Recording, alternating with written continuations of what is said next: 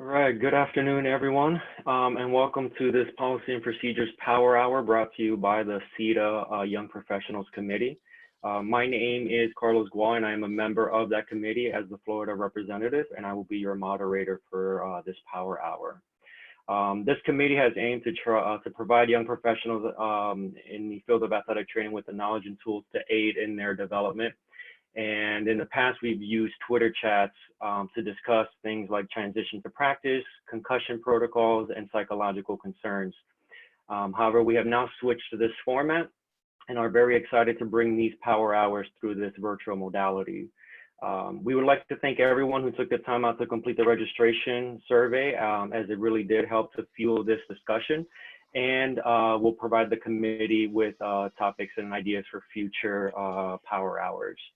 As a reminder, please be sure to mute or silence your mics so we can eliminate any feedback or noise pollution so that everyone can properly listen to today's speaker. Today's agenda will begin by having our speaker present just a crash course on policy and procedures. We'll then transition to answering the questions that were submitted through the survey. And then lastly, we'll follow up with a Q&A with our speaker. And now to begin, I would like to introduce our expert, Daryl Conway. He is the Senior Associate AD and Chief Health and Welfare Officer at the University of Michigan, and he's held that position since 2013. Additionally, Daryl's previous experience includes 20+ years as a head AT and/or Director of Sports Medicine across multiple universities, which include Morgan State, Northern Iowa, Central Florida, and Maryland. His leadership has helped to shape the policies and procedures at numerous institutions and is now here to share those experiences with us. Without further ado, I would like to pass the mic to my friend and mentor, Mr. Daryl Conway. Thank you, Carlos, and welcome. This is going to be a real quick crash course, and then I'm going to ask for participant interaction. I could talk about policies and procedures and show different things all day, so really want to know and understand what questions you have or what policies you want to talk about or different principles. Just my disclosures. You know, we should always abide by our state license and local protocols and treatments, make sure everything we're doing is approved by a medical director. As Carlos said, my position as Senior Associate Athletic Director, I oversee what's known as student athlete health and welfare. So that encompasses athletic medicine, strength and conditioning, nutrition, athletic counseling, equipment operations, and performance science. I've been at University of Michigan for 7 years. Also work as with sports medicine concepts, teaching their 2 minutes or less class, instructor of Stop the Bleed, I'm a co-director of sports medicine emergency management, and then have some other consultancies with RG Medical Diagnostics and Zenith Scientific Advisory Group. So I'm going to start with an experience I had about 7 years ago. Our AD took us to the Disney Institute. We got to spend a week in Orlando learning why and how people worship a rodent. And got to see behind the scenes of Disney. And the one thing that they talked about from the minute that we started that week was over managing. And that's their principle, and that's what they talk about. And over managing is not a negative thing. It's being intentional where others are unintentional, and then paying extraordinary attention to details. And if you've ever been to Disney, especially gotten down into the deep depths of how Disney operates, you'll learn and see that they pay extraordinary attention to a lot of details within that park, to the point that there's a trash can every 30 feet in Disney World, because they've done research that somebody's only going to carry a piece of trash about 30 paces, so they stick a trash can there. You know, a lot of this is trying to get you out of your comfort zone, trying to get you more into the learning and growth zone, and trying to get you to think critically and to think about a variety of different things when you're developing policies. So just want to take a look at this and just kind of think in your mind all the different policies that go into this.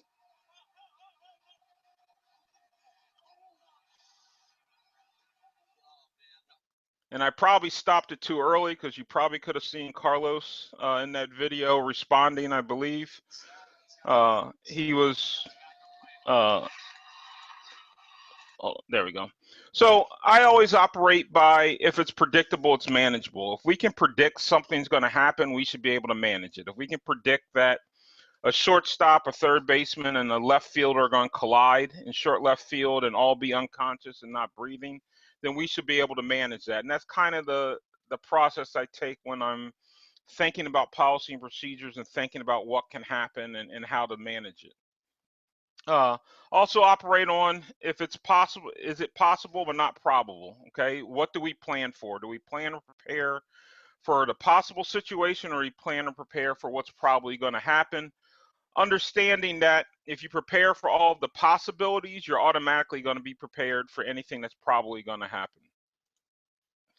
Dr. James Andrews, there's no such thing as always and never. Every situation is different, and we have to allow our individual circumstances to dictate our appropriate actions.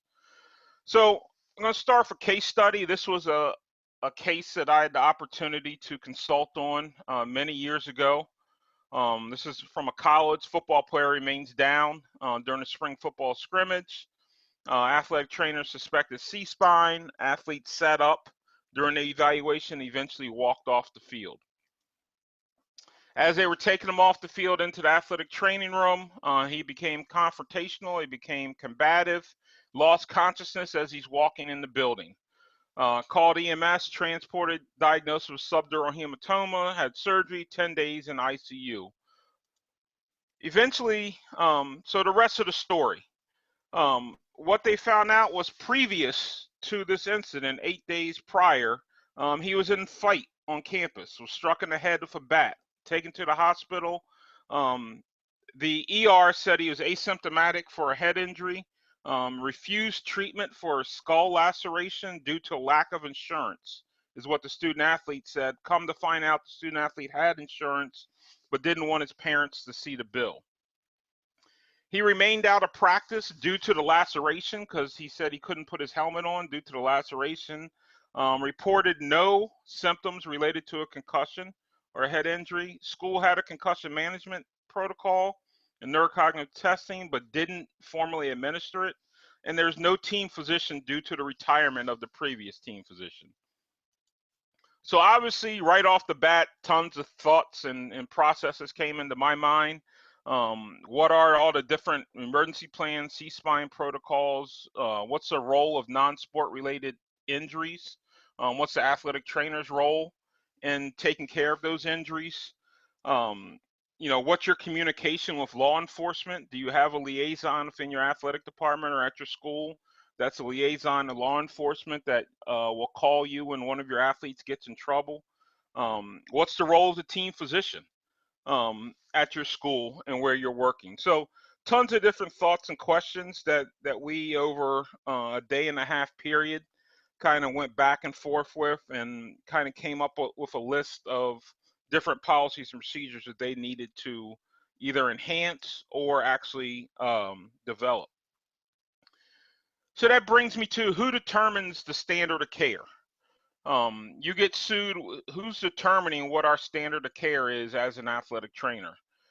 Is it governing bodies? Is it position statements? Is it research? Is it the Practice Act? Is it your policies and procedures? Is it public perception? The real answer is it's the 12 people in the jury box. Okay, when there's an issue, the 12 people in the jury box are what's determining what the standard of care is for a certain injury or for a certain situation. Going to dive real quickly into risk management and just talk a little bit about risk management, because this comes into play when you're talking about policy and procedures. Think about risk management. Think about what airlines do. Think about, you get on an airline, you sit in the exit row, somebody comes up to you, goes over all the exit row requirements, ask you to verbally say yes and nod your head yes that you understand. Think about a cruise ship. Before you leave Miami or Orlando, you have to leave your room, put down your drink, go get your life vest, go out to a special place on a ship where you're going to board the lifeboat, put on your life jacket. Everybody comes and inspects that, and they go around every single room, making sure that everybody is out of their room and at their muster station. And there are tons of different models: hockey, baseball, amusement parks, zoos. There's signs all over a zoo of don't throw rocks at the tigers or don't feed the animals, etc. And you can imagine in this post-COVID world that we're going to be in, there are a lot of things that are going to come in with regards to risk management, on the backs of tickets, on signage, on announcements at games.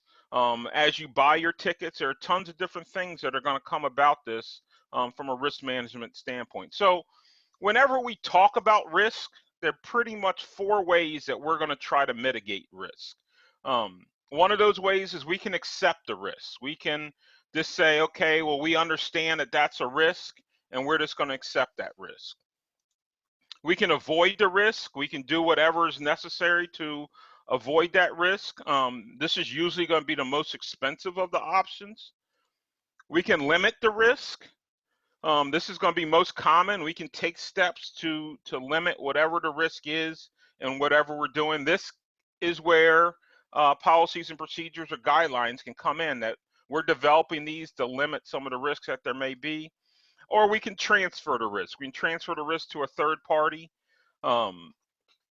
This is very beneficial when the risk is not a core competency of the company or the department that's involved.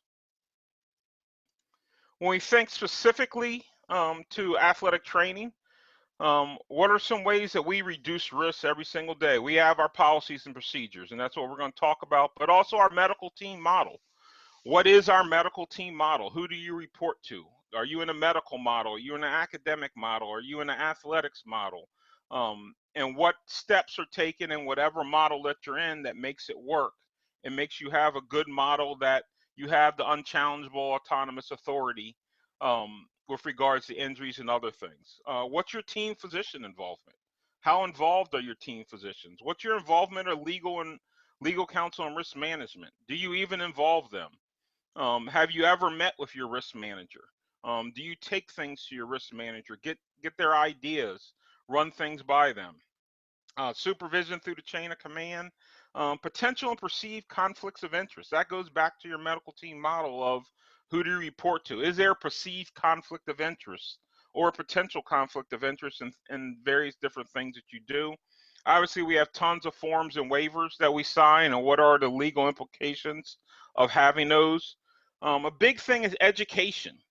What do we educate people on? When do we educate them on? How do we document that education? This again is going to come into play post-COVID. Have you educated your athletes on how to put on a mask? Have you educated them on how to wash your hands, how to avoid getting sick? What are some of your risk mitigation factors? And then how can you prove that education? Do you videotape it? Now in this world of Zoom, in the virtual education, you can take pictures, you can record it, you can see exactly who's on, various different things, but documentation. From the time that you first get into athletic training, documentation is hammered on you about if it's not written down, it didn't happen. Okay, well, the same thing goes for reducing risk. Okay, probably everybody practiced C-spine with football players last August 1st. How many people documented that? So if you have a C-spine on July 15th of this year before you can ever practice again, and it goes to court, and the judge or the lawyer says, well, how many times do you practice? And you say, well, I practiced last August 1st, and they ask for documentation. Do you have that documentation there? And are you able to prove that you practiced with a lot of different things? What was the weather? Who was there? What were your objectives? What did you cover? And then signage. Tons of different ways that you can help reduce risk with your signage. Just going to go real quick. Policy tells what action or tells why an action needs to be preferred. These are usually policies are usually very broad. Your procedures are going to outline step by step A lot of times people will mix these two together. That'll be a policy and procedure. It tells the policies up top, and then the procedure of how you're going to implement that policy is down below. Standard just basically specifies what's required. And guidelines. Guidelines are usually additional recommendations and best practices. Honestly, when I first got in the profession, Carlos can attest, we had a policy and procedure manual that was in probably a 3 or 4 inch 3-ring binder. I've since gone away from naming a ton of things as policy and procedures. I more put them as guidelines. Guidelines change, whereas a policy really doesn't change as much, because it takes a lot to change a policy at a university. But guidelines and recommendations, standards and guidelines can change. So I kind of, it's very rare that I label something actually as a policy. I usually label them more as guidelines of what we're going to do, and that gives people flexibility. Again, going back to Dr. Andrews, there's no such thing as always and never. That gives you flexibility to change on the fly. And a good example, if you have a policy that says all heat injuries will be put in X cold tank, or you will set up a cold tank next to your soccer field every single day. That's what your policy is for managing heat injury. And then one day, for whatever reason, that cold tank doesn't get set up. Maybe the cold tank got hit by the lawnmower, and you didn't find out about it until you went to fill the cold tank before practice.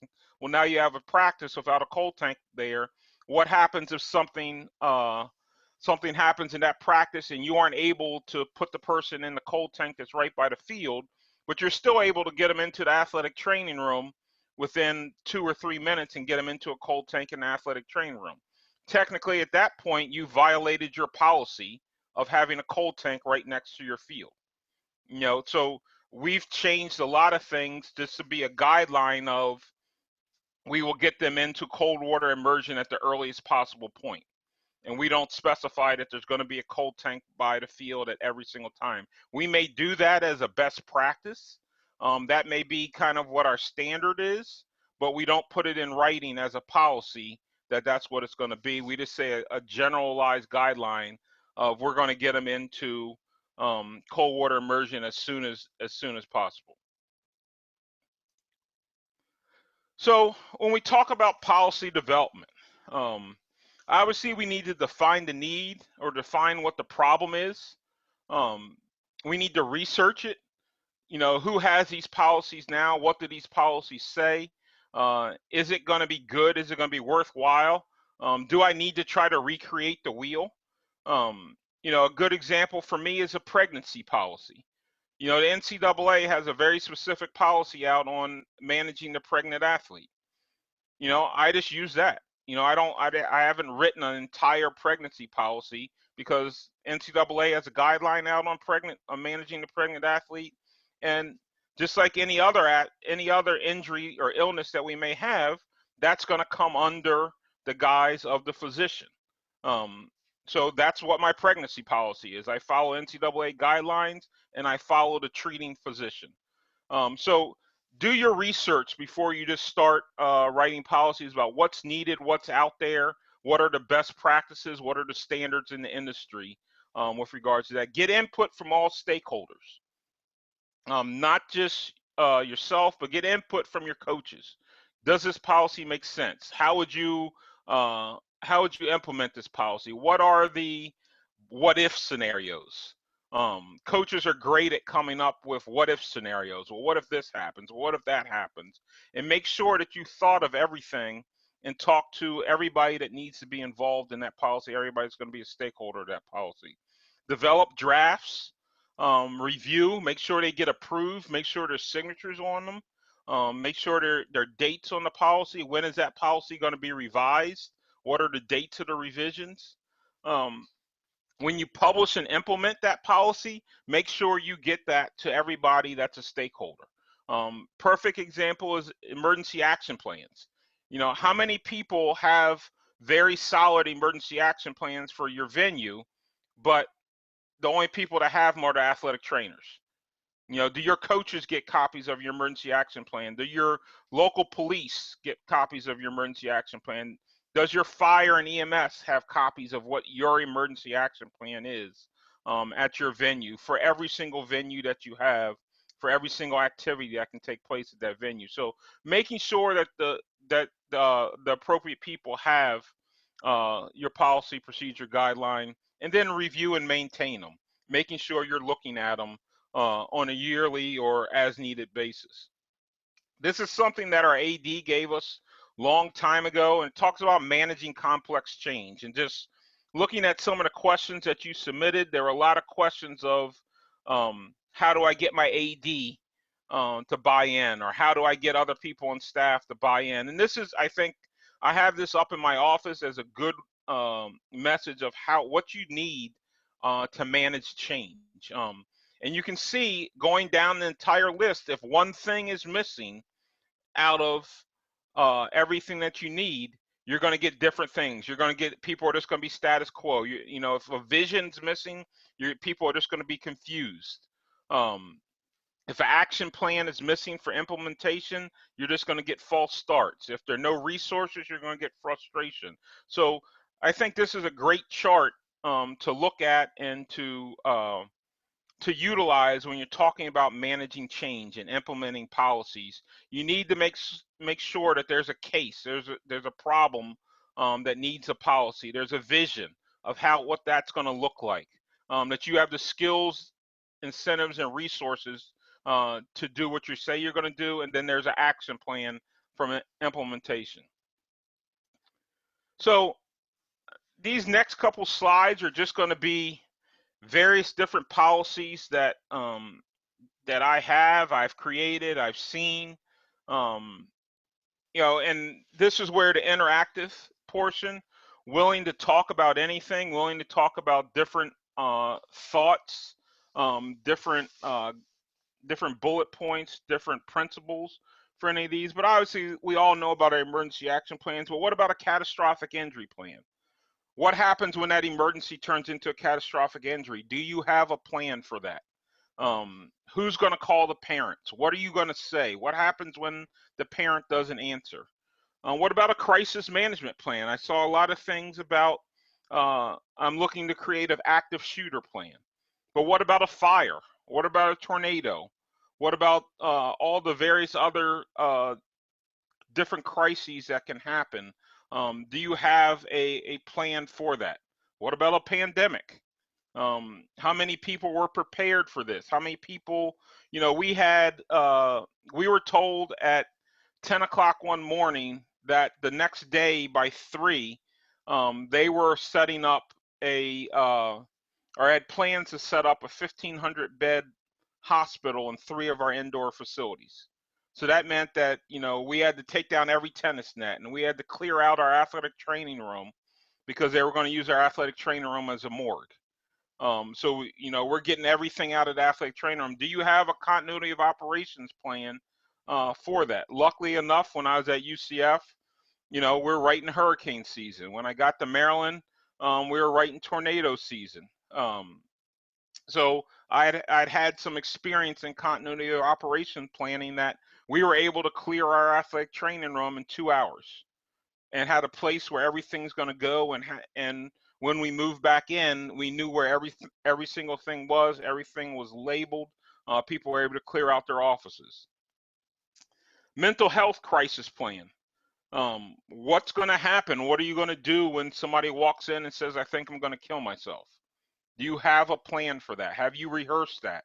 Have you thought about that? What are you going to say? Where are you going to take them? Who are you going to call? You know, just going through some of the other ones. What happens when somebody walks into your office and says, I was sexually assaulted last night?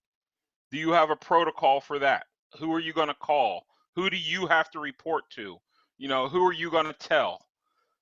Intoxicated, impaired student athlete. Sunday lift, Sunday treatments, student athlete comes in drunk, comes in high. What's your process there? Do you just send them home? Do you kick them out of the weight room? What do you do? How do you manage that? Who gets notified? Okay, all things that you need to think about. And it's not just you, it needs to be your department.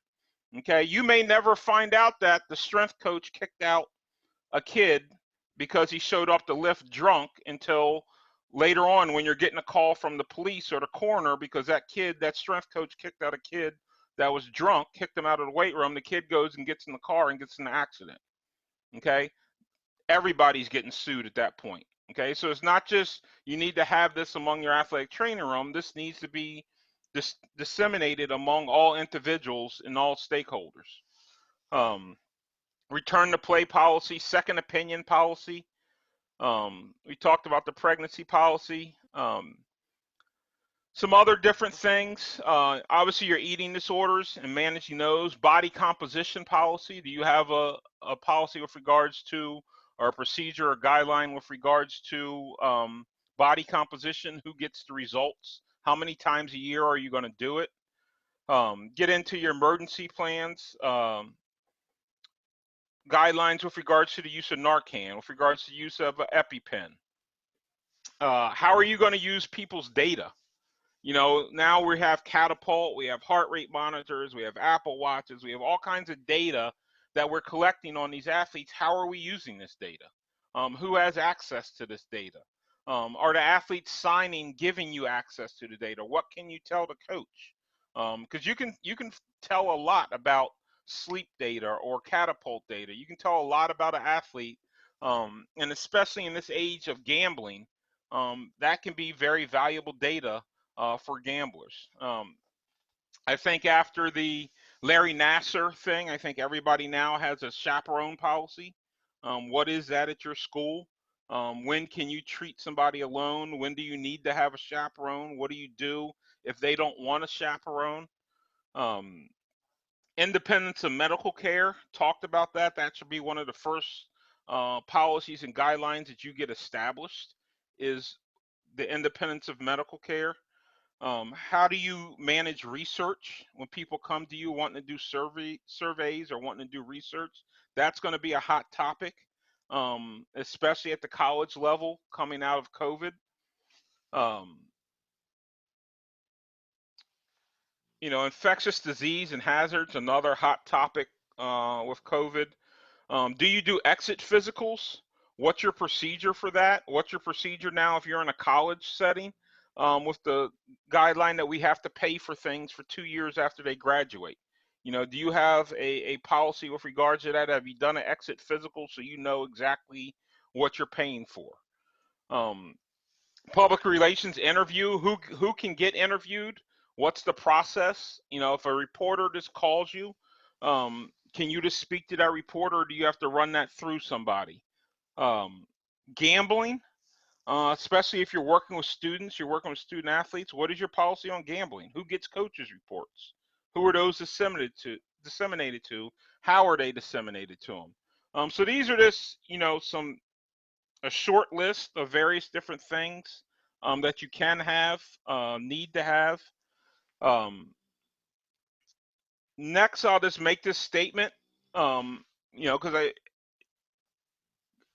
we talk a lot about emergency action plans, but we don't talk a lot about what is our critical incident stress management in our emergency action plan, and making sure that you have that documented and that you have a process for critical incident stress management. So many times as athletic trainers, we forget about ourselves.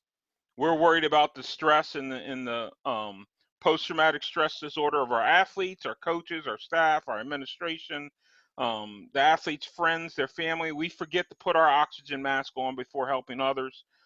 This is a plug for AT Cares. Great organization, great committee and task force of the NATA. I took training as an AT Cares facilitator. If there's one piece of continuing ed that I recommend, or professional development that I recommend that you take, you don't have to get involved with AT Cares if you take the critical incident stress management course, but it is a great course that teaches you a lot about how to help people in times of emergency, because most often before we can even get our colleague to AT Cares, we're the ones that are taking care of them. So Again, make sure that's part of your catastrophic incident plan and your crisis management plan. Making sure you know who the campus resources are and who the community resources are. So, just ask yourself, are you prepared for the ultimate emergency? And whatever that emergency may be, it may be a true emergency. It may just be the young lady that walks into your office and says, I think I'm pregnant. Or the young man that walks in and says, I think my girlfriend's pregnant. Or, the young man that walks in and says, my father just lost his job and I don't know how I'm going to afford food. Okay, all of those are things that you need to think about, and think about how you're going to manage that, and think about what guidelines you need to have in place to manage that. With that, I'd like to open it up for questions and concerns. If there's a specific policy you want to talk about, happy to do that. But I like to utilize the rest of our time in that manner. Daryl, before we get into the questions from the participants, I wanted to just go through some of the ones that were submitted through the pre-registration. You spoke a lot about where to start and the development of it, and I think you touched on a lot of the questions. And it seems like a good place to start is, one, go to who your governing bodies are, and utilize what they're using and just take it from them. And I think you also, the slides that you said, what do you need or what do you have? I think that's also a good place for a lot of people to start.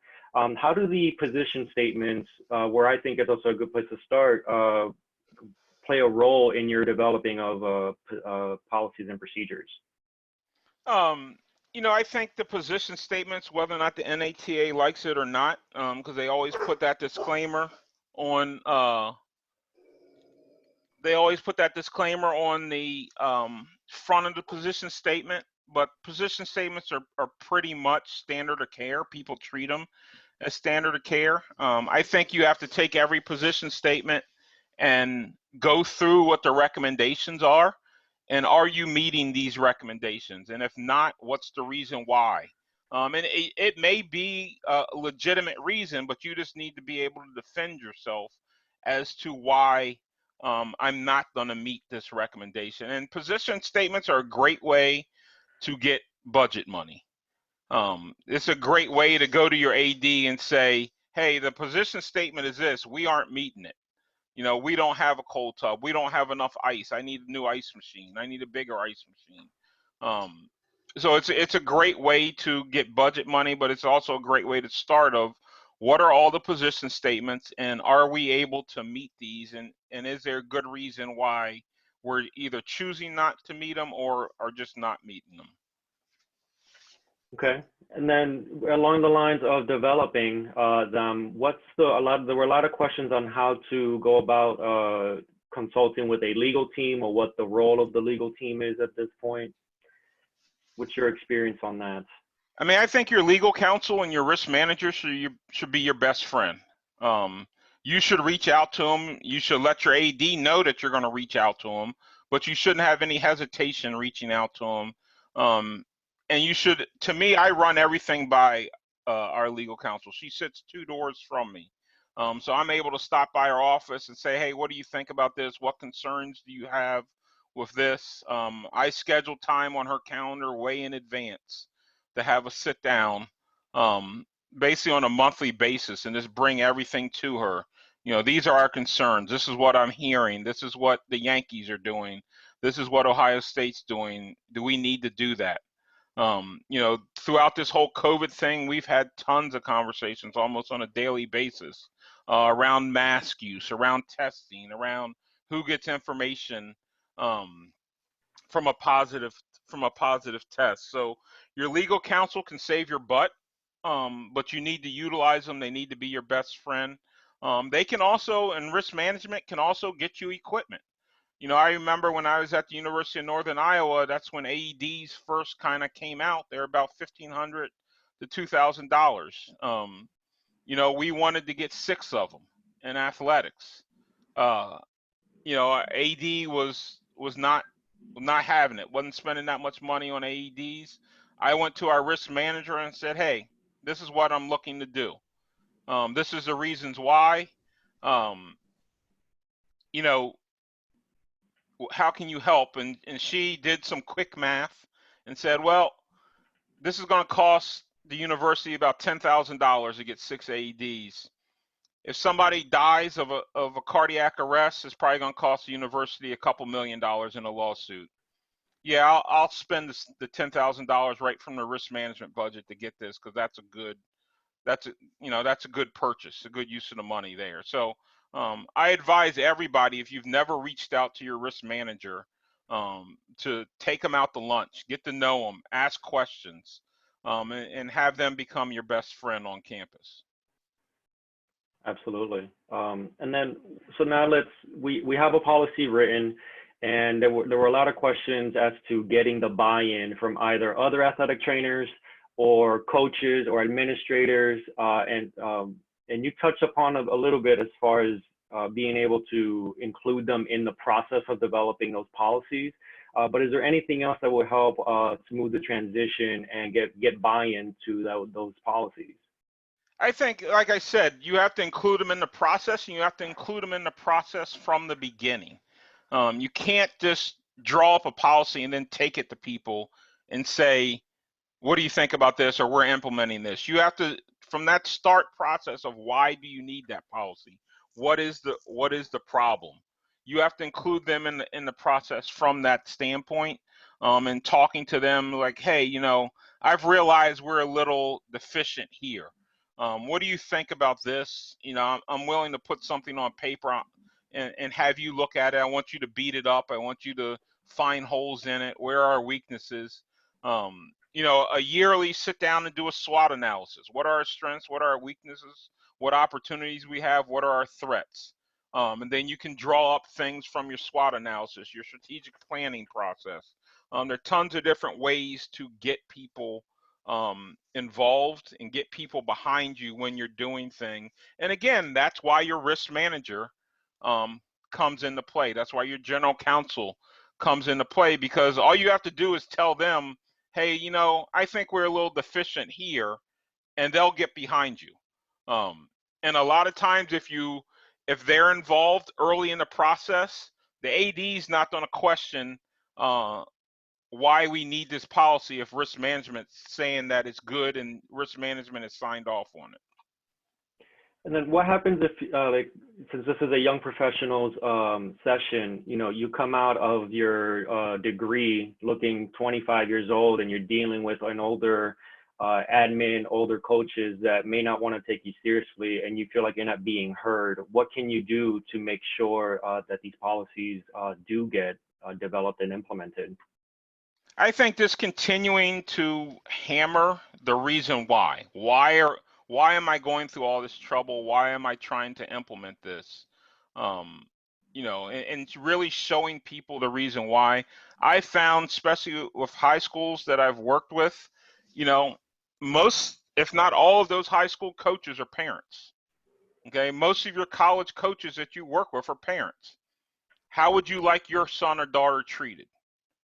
Would you, if it's a heat policy, if your son or daughter has a heat illness, wouldn't you want to make sure that their life is saved by a cold tub and a rectal thermometer? Talking to them in those fashions, because everybody's a parent. Everybody has cousins, nieces, nephews, somebody that they care about. Wouldn't you like for, if your wife is attending the football game and drops dead of a heart attack, wouldn't you like it for me to have an AED to be able to go save her life? Okay, I'm not against putting it in those terms to people. Absolutely. Make it personal. I can appreciate that. And then as far as one more question about the development of these before we get into some specific questions on conditions. Is there anything else you would like to add as far as, sometimes policies and procedures, people wrote questions that they can be very binding.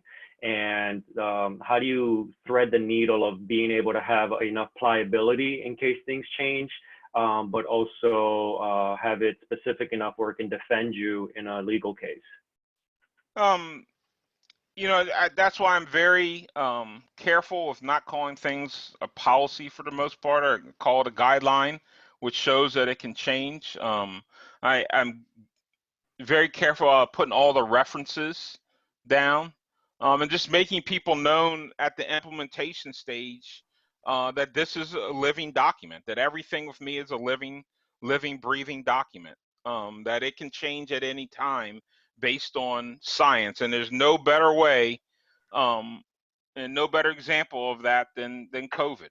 I mean, I will send a document, to our legal counsel, our AED, at 10 o'clock in the morning, and by 2 o'clock, science has changed of COVID, or the university or medicine has decided to do something different, or this has come out, or did the CDC's come out with this recommendation.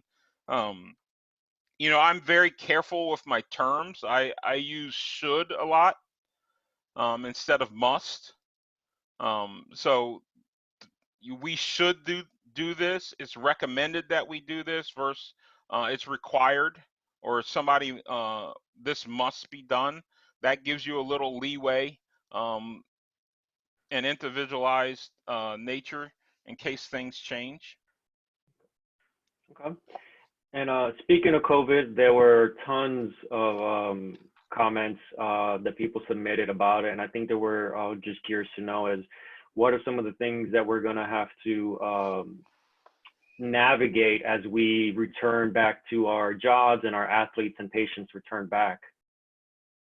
So this is actually this has been my life for the last 10 weeks, 10, 12 weeks of every day for 8, 10, 15 hours a day dealing with COVID. So I just kind of jotted down some things. Basically, what we started with are core principles. And what are the core principles for our athletic department with regards to the athletes and staff of COVID? So that's where we start pretty much every document around, and that's where, with regards to what we do and what we say. What we say is we start with our core principles. Our core principles revolve around stay home if you're sick, daily screening or daily risk assessment, use of masks or facial coverings, use of or hand hygiene, hand, sneeze, cough hygiene. And we have a whole thing with regards to that. We talk about isolation and quarantine parameters is a daily principle or a core principle. We talk about supply chain, making sure we have enough PPE in the supply chain associated with that. Contact tracing and surveillance, and then enhanced facility sanitation. So every decision that we're making with those core principles in mind. And physical distancing, that's the other one. When we're making decisions, we're talking about physical distancing in everything that we do at this point. We talk a lot about testing because that's pretty much right now the only way that I see athletics being able to return is if there's valid, efficient, rapid testing. There are tons of tests out there right now. I think the biggest problem right now is most of the tests out there are not valid. There are a lot of false positives, a lot of false negatives in the test now. They have to get better. So you have to have valid testing to start with, and then it needs to be rapid and efficient. You can't test somebody and it takes 8 days to come back. There's no way we can have athletics around that. The last 2 to 3 weeks, my time has been spent on return to work, return to sport. And we're approaching this as basically 4 different buckets. We're approaching it as return to work, and that's going to happen first with the staff. Then we're going to say we return to training. So that's when our weight rooms open. Then it's going to be return to practice, and then it's going to be return to sport or return to competition. And there are various different phases and various different things that have to happen in all those different phases. But spend a lot of time on that. Spend a lot of time on what to do if you're sick. And what are we as a department going to do if we have a sick person, or when we have a sick person? How are we going to manage it? How are we going to manage it on the road? How are we going to manage it at home? Where do they go? What's happening during isolation and quarantine? Who has to be isolated? Who has to be quarantined? We're spending a ton of time on education. How are we educating people? What are we educating people?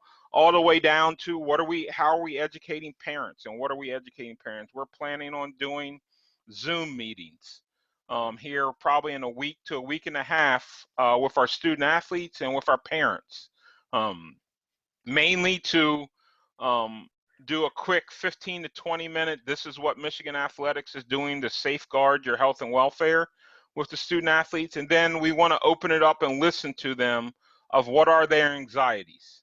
Do they feel uncomfortable? Do they feel comfortable coming back? What do they feel uncomfortable with regards to returning to campus, returning to sport?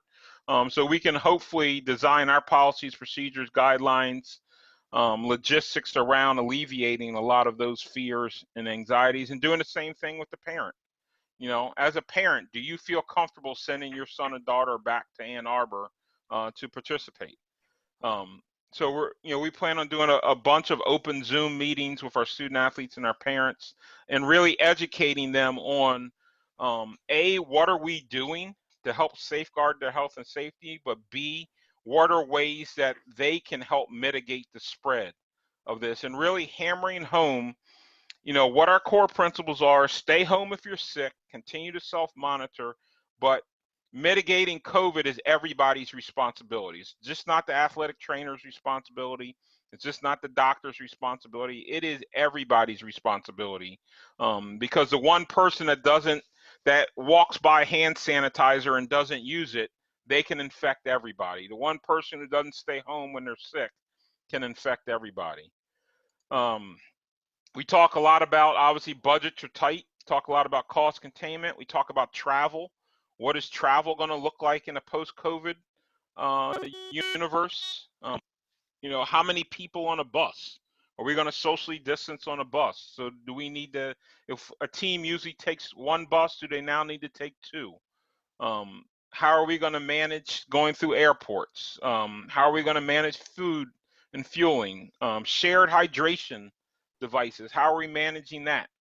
In the football, in the lacrosse, some of our sports can have their own water bottles, have their own cups, but it's impossible to give, I shouldn't say impossible, it's very hard with football to give everybody their own water bottle and run an efficient practice. Again, how are we going to manage that symptomatic individual? How are we going to manage them while traveling? What is your respiratory illness protocol? Do you have a different protocol for the athlete that says they have a respiratory illness? So, our respiratory illness protocol is they don't come to the athletic training room, or they don't come to the doctor's office. They call, and they're sent right to UHS, or if they're going to come in the facility, they call and we meet them at the back door, make sure they have the appropriate PPE, and then whisk them right where they need to go. They don't hang out in the athletic training room.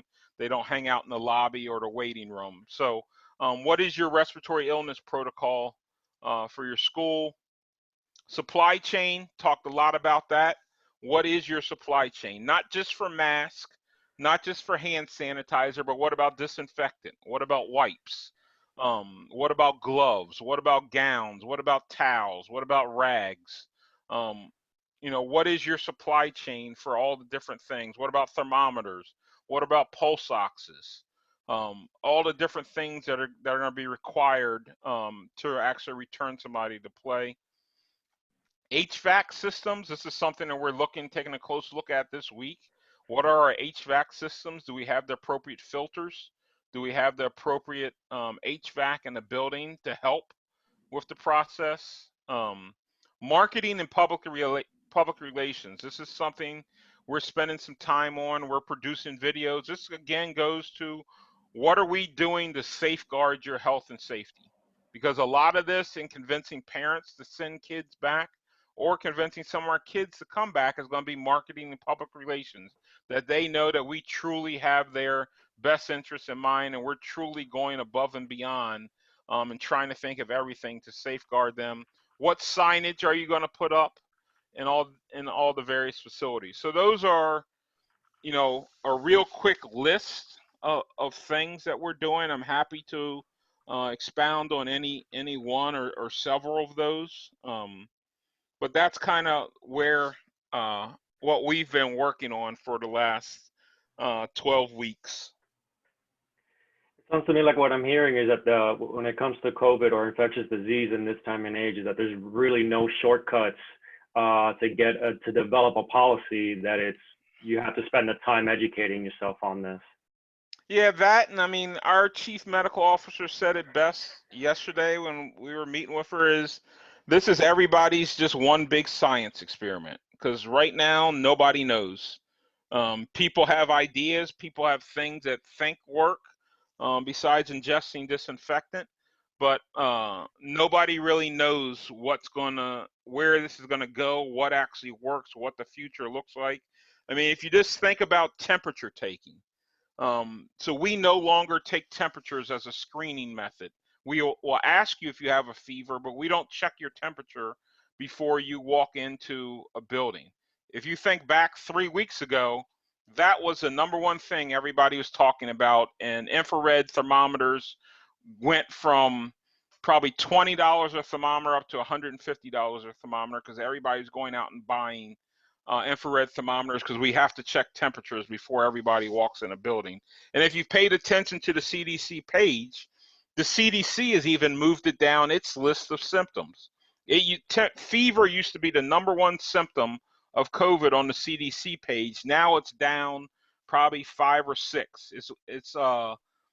And if you have two of these symptoms, and fever is one of those symptoms that if you have two of, cough and shortness of breath or different uh, respiratory illnesses are the number one symptoms right now. So you can see how this is changing across the board and changing on a daily basis. What websites do you have bookmarked on your computer that you check every morning to help you keep up with this? We're actually lucky enough that we have a central website at the school from our emergency Okay. operations center that people just post things. Mm-hmm. So any updates from the CDC, but I obviously check the CDC website every day. I check our Washington County Health Department website every day. Those are the biggest two websites that I'm checking every day, just to see what's new, and then just relying on people to send me things. Okay. We have a question in the chat room. If you can share some of your thoughts on the shared hydration situations and how to mitigate that moving forward. Um, I think what I've been saying all along is that we can mitigate risk, but we aren't going to be able to eliminate every single risk. And if we're back playing, there are going to be some risks that you're just going to have to accept. And shared hydration is one of those that we may just have to accept in some channels, especially at the college level. Um, but we can mitigate some of the risk with shared hydration by making sure is it every 5 minutes, is it every 10 minutes, is it every 15 minutes that we wipe off the shared hydration pieces that we utilize, good practices and good education about how to use the shared hydration pieces. I think this is an opportunity to educate. Um, and one thing we've been talking with our coaches about since the beginning of April is things are going to look different when we come back. And if you want to have sports, that you're going to have to make changes. You cannot just go back. Nobody can think that we're just going to go back to normal. It's going to be a new normal, but you can't just think that we're just going to go back to practice as it was before. So if you want to have sports, football coach, we may have to go to individual water bottles for every kid. We may have to go to cups. We may have to go to every kid bring their own water bottle. At the high school level, you may have to go to coach, sorry, you're going to have to wear the same shirt on Friday night that you wore last year.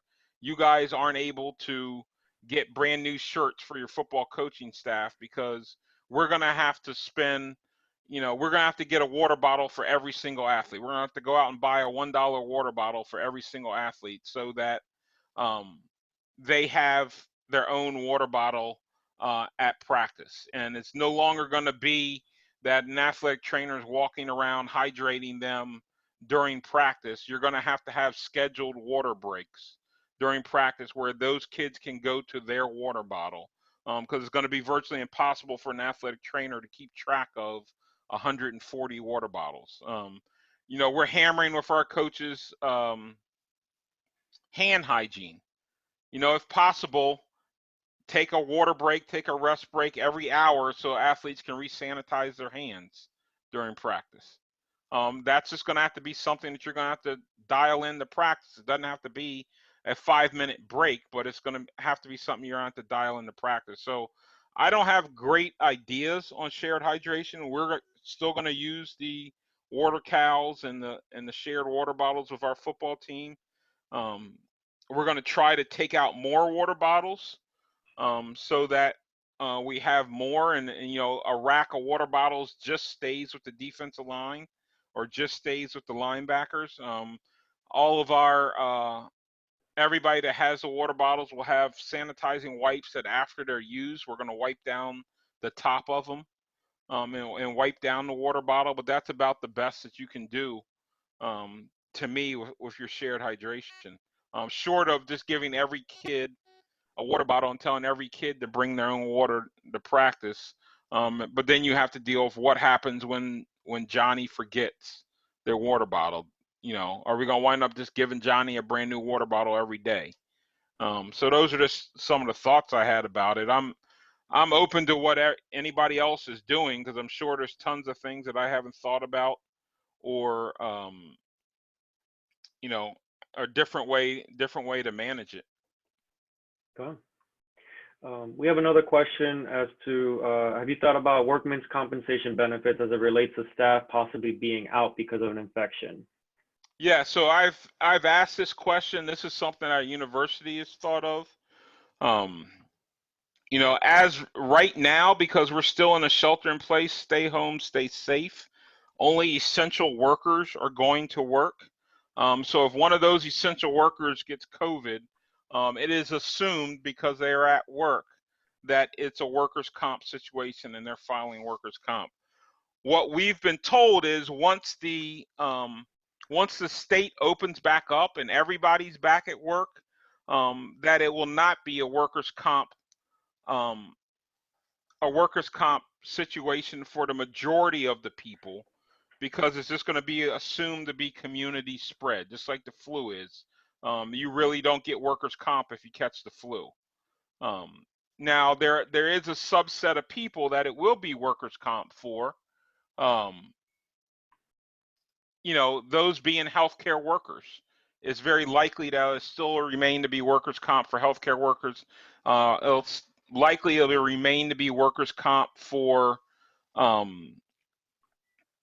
bus drivers, for those type of people. So that's something that you need to work with your HR unit now and start asking those questions, and B, make sure everybody in your organization understands that you are a healthcare worker. You are a licensed and credentialed healthcare worker, the same as a physical therapist, the same as a physician's assistant, a nurse.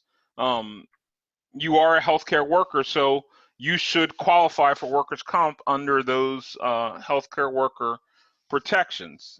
That's one of the reasons I've always advised people to be careful with the Go for Ellis redeployment. And Tori will probably kill me for saying this, because I know the NATA was pushing that, but you had no workers' comp protection if you signed up for Go for Ellis to go take temperatures at Chrysler.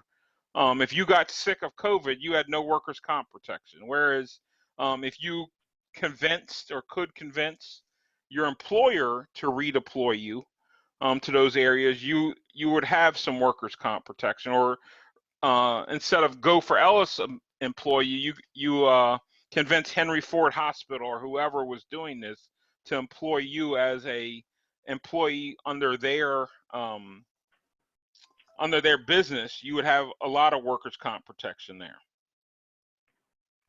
Okay. Another question in the chat as we start to wrap up. What will be the human resource implications with sick days to allow staff to stay home when sick, especially for staff members that save sick leave for when their kids are sick? In addition, will staff size increase to backfill the staff members that stay home? I'll answer the last question. No, I don't think staff sizes will increase. I think everybody's in a cost containment budget shortfall right now from not having sports and not having the economy open. So I see no way that staff sizes will increase. If they haven't already decreased, I think they will definitely continue to decrease. I think you have to do a good job of really sitting down and having real conversations with your administration of what's important and what's urgent. Is it important that there's an athletic trainer to cover tennis practice? Probably not. Is it important that there's an athletic trainer to travel with tennis? Is it important that there's an athletic trainer on deck with swimming at all times? Probably not. If you have to reduce staff, if you get staff sick, you should have already have a kind of a criteria listing of what all your sports are, and what is the most serious sport that you have to cover at all times. Most times that's going to be football, but I can tell you that men's basketball is not your second sport that you have to cover at all times. And use the research, use the evidence that's out there as to injury rates and number of people, etc., with regards to what those sports are. I can tell you, don't just look at in season versus out of season, because is the incidence of injury any different for soccer, a soccer practice in October versus a soccer practice in March? It's the same sport. Is the incidence of injury any different? So you really can't say, well, I have to go cover softball because softball is in season in March when soccer's practicing. You know, you're going to have to make those tough decisions. Okay. And with that, we are over our power hour time. I would like to thank our speaker, Daryl Conway, on behalf of the SEATA YPC committee. I would also like to thank everyone that logged in, all of our participants.